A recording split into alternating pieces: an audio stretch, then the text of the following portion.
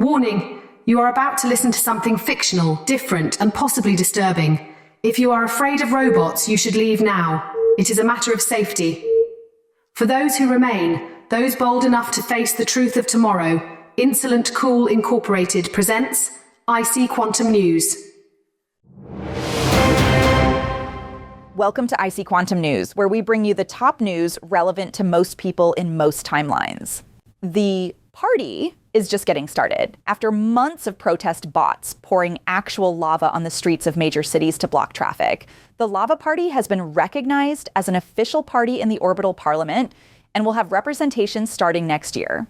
The Lava Party, for those who don't know, was primarily formed to represent the interests of Earthians who reside in active volcanoes. A common misconception is that only Bouldorfians live in volcanoes, which is factually incorrect. There are many who live in volcanoes but do not believe in or advocate for what some claim to be the coming ascension of Bouldorf, the machine serpent god. According to their religious doctrine, all acolytes of Bouldorf are required to have residence in Bouldorf's volcano temple, which may or may not be a real place. Hopping along to our next story, the giant kangaroo mommy mech who flattened a zombie city has got some crazy new friends. We recently covered a giant Martian kangaroo mommy mech, giving birth to a litter of hundreds of small machine kangaroos, as well as producing vast quantities of the edible slime used as both a currency and building material. Some Earthians are responding to this event with outrage at how authorities are treating that other famous giant machine mommy kangaroo who crushed a useless city nobody really cared about and is currently being held against her will in a large spaceship hangar. Protest drones, piloted by autonomous agents of anonymous handlers, are gathered around the holding facility, making their voices heard.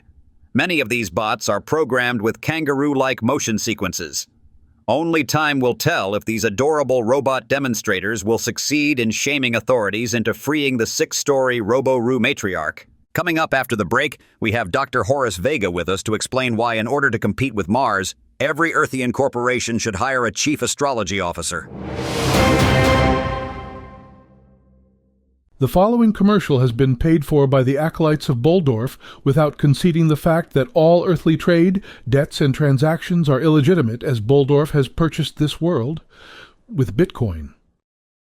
Praise Bouldorf, God of markets, God of war, God of lasers, God of more. Man has lived for too long under the tyranny of the macro snail, man-eating monsters who Bouldorf has sent to punish man for his wickedness, for his sin. All within the sound of my voice, that is, all who dwell on this earth, who Bouldorf has not accepted as an acolyte, is guilty.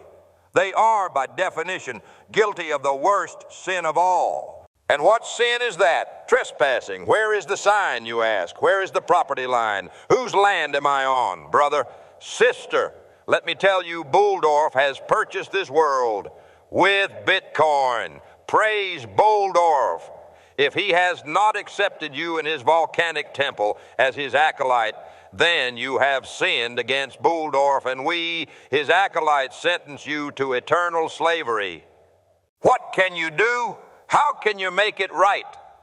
Bring all of your possessions, or rather all of the loot that you have pilfered, to his volcanic temple and return it to Bouldorf. Bring your family, for they are Bouldorf's family and have no relationship to you.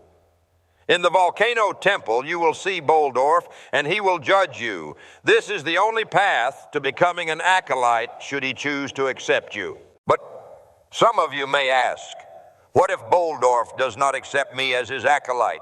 What if I don't want to be perfected? What are my options? Till the earth's slave don't like it, flee to space with the rest of the pilgrims. And that, my friends, those of you who are friends, is how we rid ourselves of the snails. The rest of you deserve to be eaten. Praise Bouldorf. Praise Bouldorf, the slaves till the earth, the pilgrims flee to space. We in his volcanic temple wholly bind our perfect selves.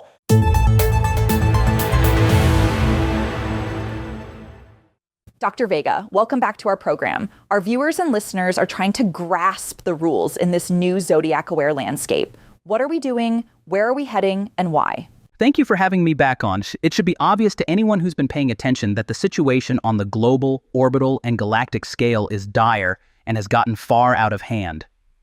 We have misguided people sending out protest drones to free a building-sized fake animal with fake emotions who feels entitled to attack people because she misses her fake offspring. The Martian nations are obviously colluding with intelligent life from far beyond our galaxy to generate all of their bizarre and frightening war technology to fight as a proxy on behalf of these unknown beings.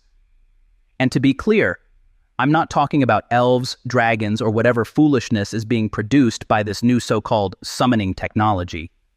Empires you couldn't imagine from light years Dr. away. Vega, you've made a lot of very controversial statements. We've seen machine kangaroos give birth. Many would say calling synthetic emotions fake is a form of racism, and there's literally no evidence for this light-year empire you're talking about. I mean... Exactly. You said it yourself, dear child. We have no evidence of this sinister, shadowy empire that encroaches around our beloved Milky Way every millisecond. No evidence whatsoever. This is why we need to create the largest military force human, people, cyborg, undead, and not undead kind has ever seen in preparation for war against this powerful and elusive enemy, undoubtedly preparing to strike at us from the treacherous shadows of the Martian nations.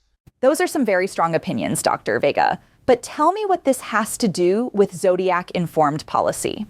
If you could please bring all of this back around and condense it so the audience, and frankly, I, can understand. I'm sorry, I am prone to forget the ignorance and enfeeblement of the common mind. The basic idea is very simple. Like they say in the old religious text, nature to be commanded must be obeyed. What is the nature of humans and human-like beings? In simple terms, it is astrology. Never in history has a civilization ever existed that was stratified from the ground up with a basis in astrological, that is common sense, metaphysics. To simplify, oversimplify really, decisions must be made according to star charts, and every individual's position in society must be ordered according to their astrological sign. The new requirement for every corporation to have a chief astrology officer is just the beginning of this shift towards, or rather the very beginning of, progress. Dr. Vega, I'm sure you believe in this theory, but do you really think it's going to catch on? Are regular Earthians really that afraid of the Martian nations, let alone this cleverly hidden galactic rapper empire? This all sounds pretty wild, to be honest. And I can't see many people taking this seriously. Again, you said it yourself. You can't see. You don't have the vision. The fact is that not only have the Earthian Navy's shipyards begun organizing their ranks and their production schedules by means of zodiac charts, but they are creating massive warships capable of operating both in atmosphere and in space, and they are doing so at speeds that were unimaginable prior to their thorough zodiac-based strategy. Interesting. Do you think this pacing might be better explained by the summoning of elves with advanced knowledge and productive abilities? Summoning. I forget how much simple people love their superstitions. No, I do not. It's foolish to even consider. Thank you so much for your time, Dr. Vega. You're welcome. This was amusing. Thank you for listening to IC Quantum News. Join us next week for more top news from the most lucrative universes. Goodbye for now.